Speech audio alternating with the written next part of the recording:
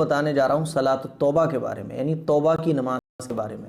जब भी हमसे कोई गुनाह हो जाता है, कितना ही बड़ा गुनाह क्यों ना हो, कैसा ही गुनाह क्यों ना हो, तो सबसे बेस्ट और बेहतरीन तरीक़ा अल्लाह से उस गुनाह की माफ़ी हासिल करने का तरीक़ा ये है कि 2 रकात नमाज सलात तौबा की पढ़ी जाए, उसके बाद अपने गुनाह की अल्लाह से माफ़ी मांगी जाए।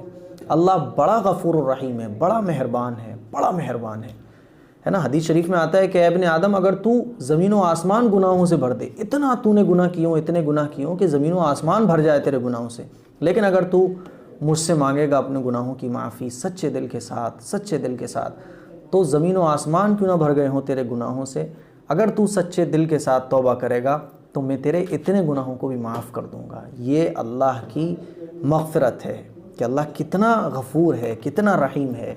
तो कितने ही गुनाह क्यों ना जाए, मायूस नहीं होना चाहिए, सच्चे पक्के दिल के साथ तौबा करना चाहिए। तौबा ऐसी नहीं कि दिल में इरादा है कि मैं फिर कर लूँगा गुनाह।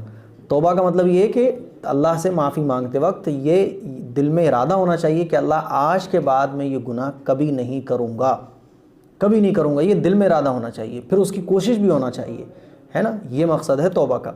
तो कोई भी गुनाह कितना बड़ा क्यों ना हो जाए, ज़िना हो जाए, शराब पी ली या XYZ कोई भी आपसे गुनाह हो जाए, तो बेहतरीन तरीक़ा ये है कि उस गुनाह की माफ़ी 2 रकात नमाज पढ़कर मांगी जाए।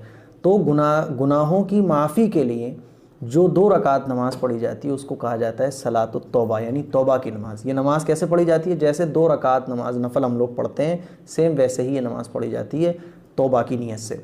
नियत दिल के इरादे का नाम है। ज़बान से आप कहना चाहते हैं तो आप कह सकते हैं नियत करता हूँ मैं 2 रकात नमाज सलात तौबा वास्ते अल्लाह ताला के, मुँह मेरा काबे शरीफ की तरफ, और अल्लाह अकबर कहकर नियत बांध लेंगे। सुबहानक अल्लाह पढ़ेंगे, अलहम्दु शरीफ पढ़ेंगे, कोई भी सूरत मिलाएं जो आपको याद हो। 1 रकात कंप्लीट कर लेंगे, फिर दूसरी रकात में आप अलहम्दु शरीफ पढ़ेंगे, कोई भी सूरत मिलाएं, उसके बाद दूसरी रकात भी कंप्लीट कर लें।